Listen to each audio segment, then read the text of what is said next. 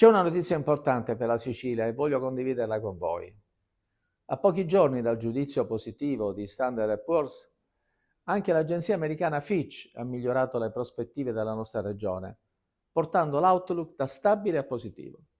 Un riconoscimento che non arriva per caso, ma che riflette una traiettoria chiara, una crescita costante e virtuosa ormai consolidata.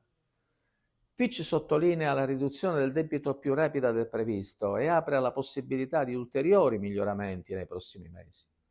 Questo significa una Sicilia più solida, più affidabile e più credibile sui mercati. E i numeri confermano questa direzione.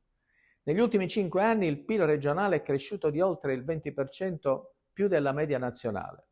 Le entrate tributarie sono aumentate in modo stabile di 5 miliardi di euro in 3 anni e secondo Svimez tra il 2022 e 2024 l'occupazione in Sicilia è cresciuta del 13,5 più del doppio del centro-nord.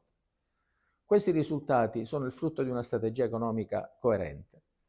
Entro la pausa estiva vareremo un pacchetto crescita di circa 300 milioni di euro e a fine anno porteremo in approvazione una manovra finanziaria senza precedenti nella storia della Regione. Continuiamo su questa linea, con rigore e responsabilità, per trasformare questa fase in sviluppo duraturo e opportunità per i siciliani.